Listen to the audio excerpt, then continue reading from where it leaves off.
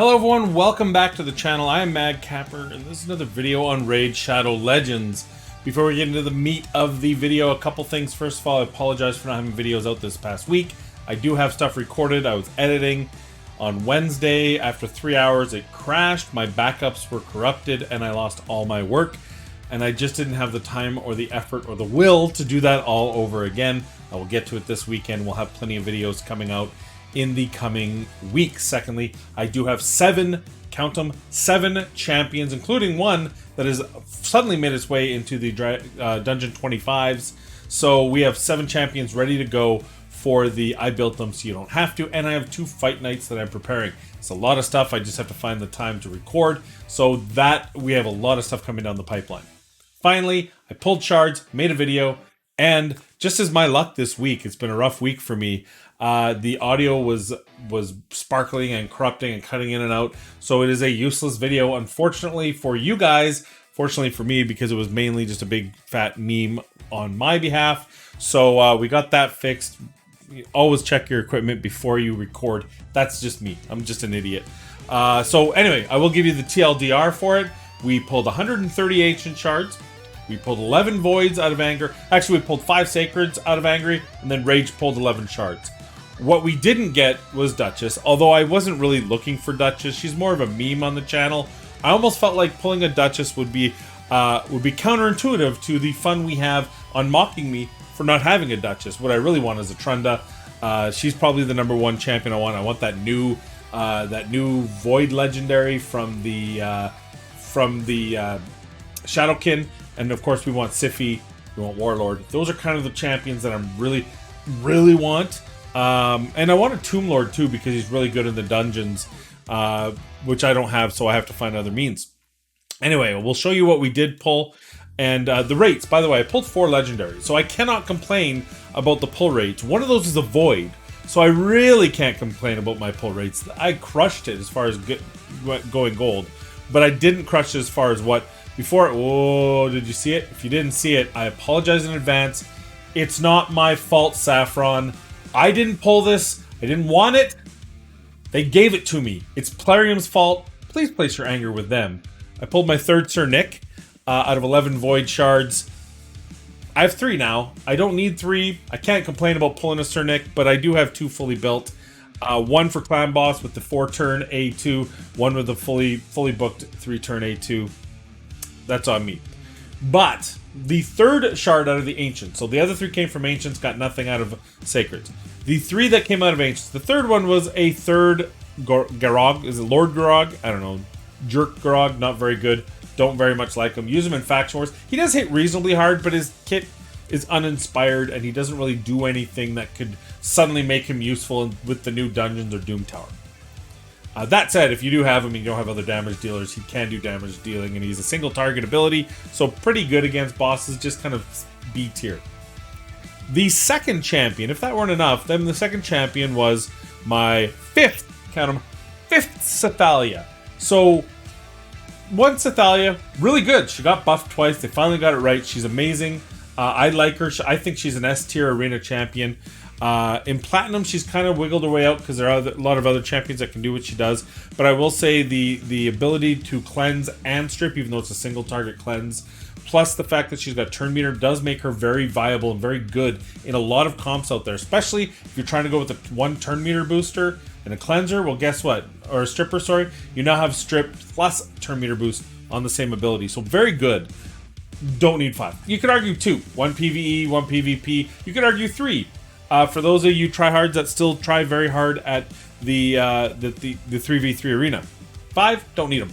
What's worse is I have 4 Lugans, and I had a whole storyline, a whole lore built around the 2 of them finally meeting, and they were worried because their quadruplet twin system, they didn't want any one of them to get married. Then finally we got the 4th Lugan to put them all together and have a family of 4 husbands and 4 wives. Now there's a 5th one. You ruined it all. You're a home wrecker, Plarium. You're a home wrecker. Now, I don't know. Is Lord Chamfort going to step up for the 5th one? Is one of them going to have to be? Is Lugan going to be a polygamist? Maybe, Lugan 1 will take Sathalia 1, Sathalia 5. It's all messed. It's all broken because of you. Hope you're proud of yourself.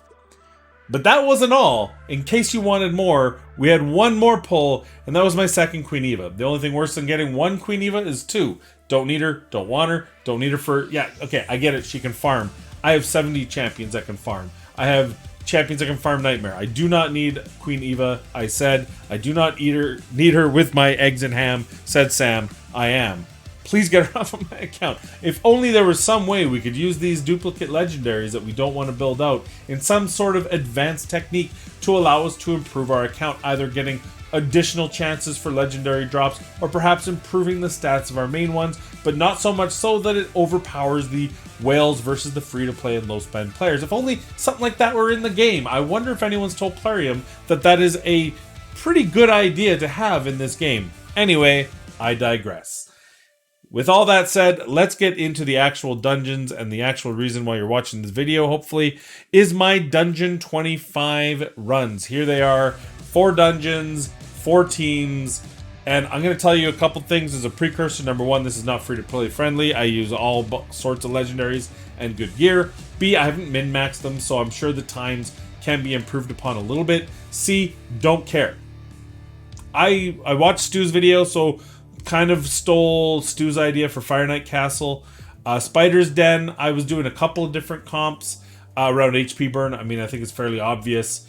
I didn't specifically see this comp used by anyone, but I know it since putting it together originally. I know that it has been, and it did help me min-max it and get it down to the 40-second range. I know Deegs, I think, has a 20-second one. I know there's some a lot of 30-second ones that use a similar comp out there, so I can probably min-max my way.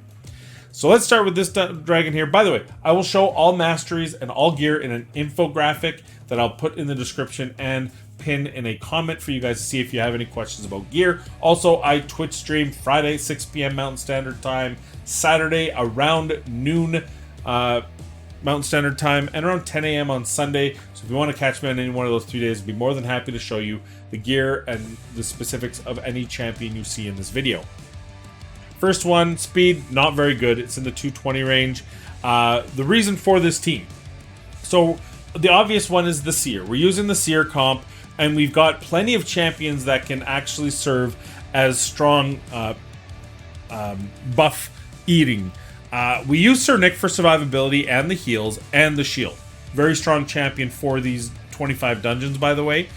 We're bringing in Ursula for the decrease attack and the revive in case something goes wrong. And we're bringing Lydia for the block revive and the buffs. We don't need Lydia here. We could probably go Draco or, you know, any one of the others, because we do, if we speed her up, we could use Ursula's buffs instead to eat along with Sir Nick's. They would both work. Kymar's needed for the reset. So I have done this set, and I have done a Zavia poison bomb. The problem is I can't quite get Zavia's wave clearing 100%, in that it takes longer. It takes about 45 seconds.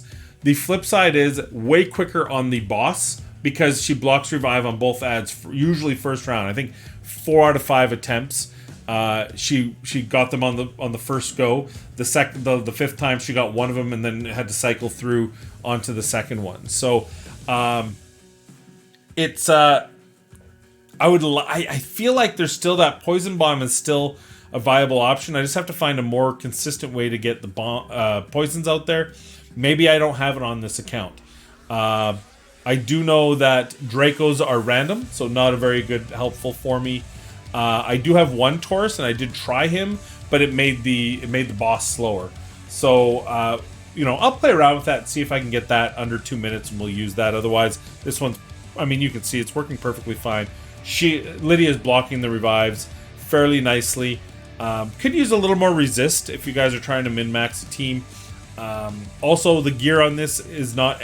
I haven't min-maxed the gear yet because I don't have a whole lot of silver, so I didn't want to go to that extreme if it didn't work out. So now that we've gotten to that point, I can probably go back, look at the gear, and make it a little bit better, and maybe get the time down a bit. Most importantly, it's Ice Golem. So I don't know how much I really care about getting this too quickly. I don't know, like, why, you know?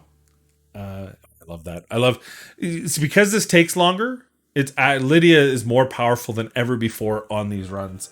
If you don't have Lydia, any defense down weaken or a Stag Knight would be bad in this one. Good for others. Anyone with a defense down, attack down, I think Madame Saris would be good if you had to. But obviously, having that block revive is such a great additional piece.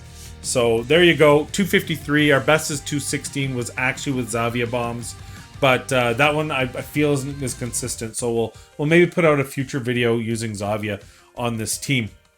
The next dungeon up is the spider one. Now this is the one. Since originally I used Sir Nick in this and only one Cold Heart, and I wasn't using Gurgo. I can't remember who I was using in that position. Maybe like a healer or a reviver or something. I don't remember who. But so I had the basics of this, and it was about a minute 20. Then I heard someone say a Chuck, and I don't have mine built. But the point of a Chuck is he freezes or burns, right? Well, why don't I just bring in Gurgo? And then someone, when I said that, said, hey, someone's already using Gurgo, and it's really good time. So I thought, well, shit, I got one. Might as well use them. Boom. Got him. It's working really well. And then we put in the second Cold Heart because we're survivable. And then, of course, Renegade. You can use Kymar here, but as you saw, I was using Kymar on the other one. They're totally different speeds. So we use Renegade on this encounter. Pretty simple. HP burn for the spiders. Freeze. One didn't get frozen. Gurgo, you see the one on the left? That's on you, buddy. Look, I took a hit. I took a hit for you. So the key there is right. We just want to make sure that our Cold Hearts get that opportunity, that he freezes a second time. Another burn, and that's just going to take further burns down. And then I need to speed this up because the Cold Hearts should be fast enough to go before the spider. And they're just a little bit too slow right now to get that extra set of turns. So we're going to look at that. They go right after, you see. Which, I mean, still makes it a pretty fast time. But obviously, that's where my first and most important thing is here. The other thing is because my Kymar is... he was still my farming Kymar. He's got a little bit too much defense. I don't want him to do damage. I want him to do... burns with as little damage, physical damage, or whatever you want to call it, as possible. But there you go, 55 second, fastest 44. I speed these Cold Hearts up enough to go on that turn meter, and it's easy pickings. And they're in Savage right now, so they're actually capping the damage they can do. I don't need that. So we're going to take them we're going to speed them up, we're going to take them out of Savage gear, and we're going to improve them immensely. And I think I'll get that into that 30 range.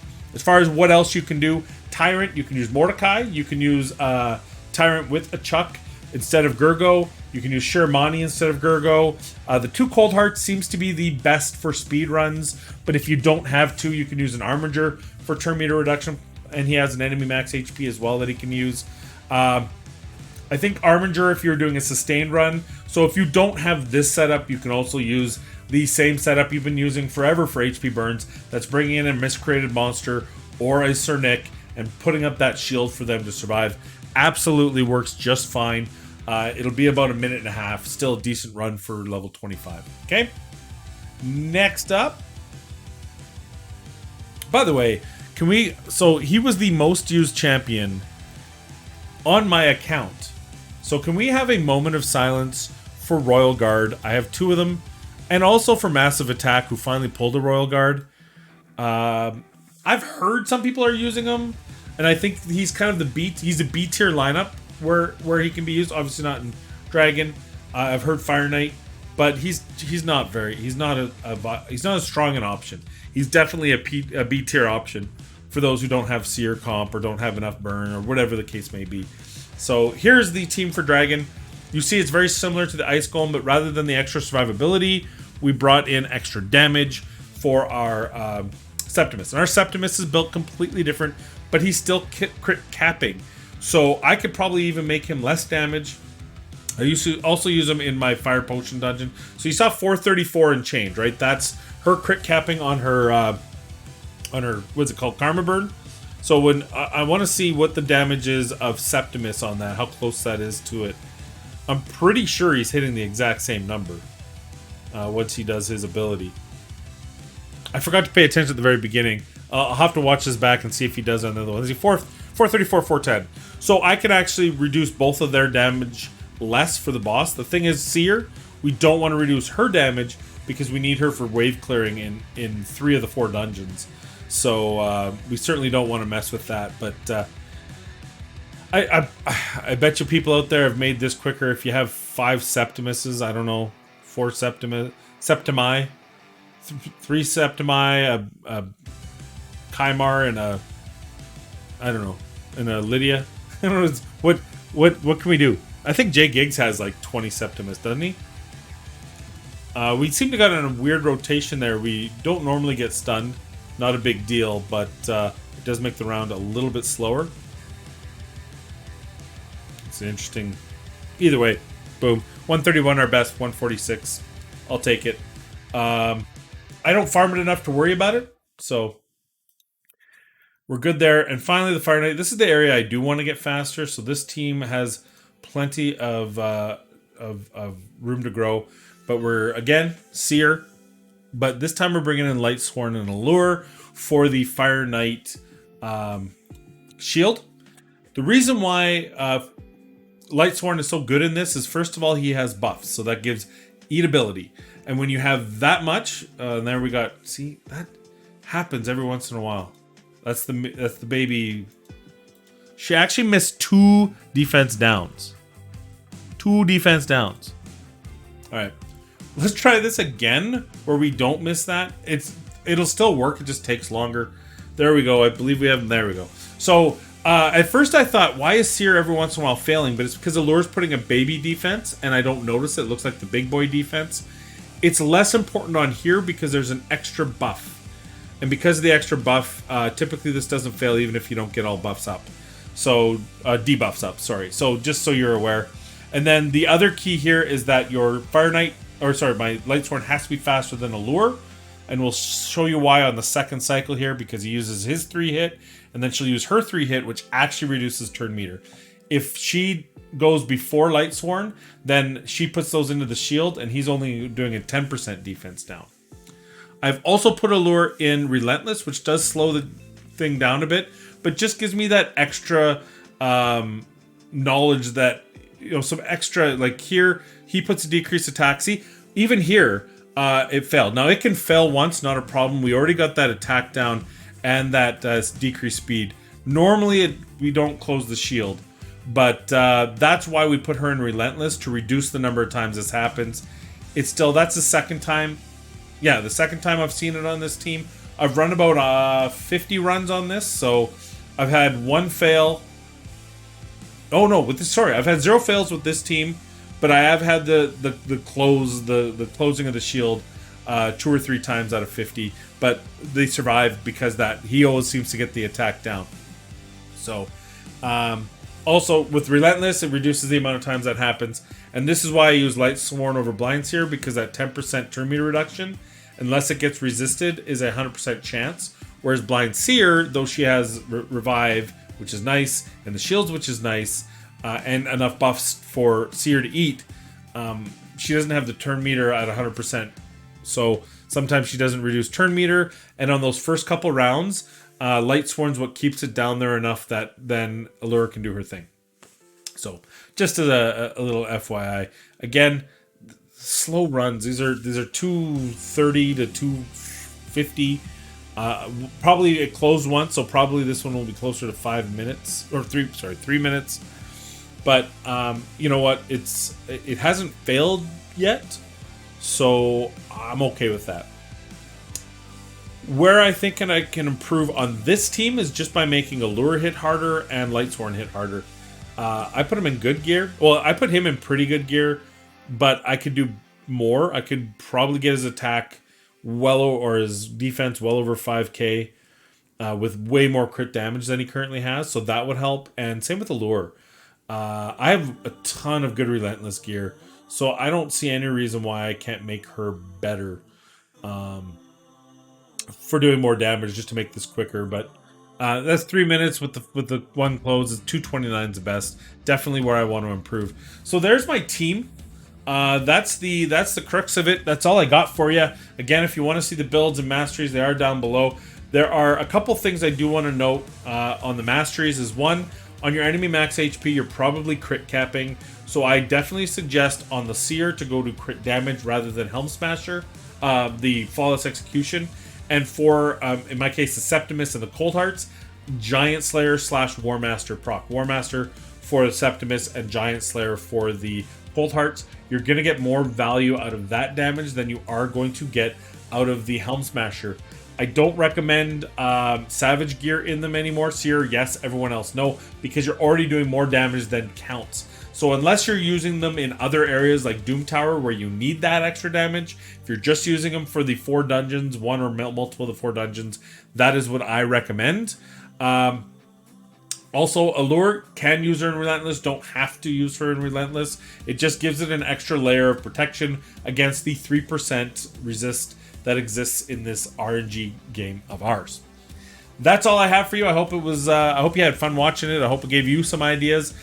If you have any ideas for me on how I can improve the team with the champions I have, more than happy to hear it. So let me know in the comments down below. But until then, I want to thank you for watching the video today. I want you to be kind to one another, be safe, and we'll see you in the next video.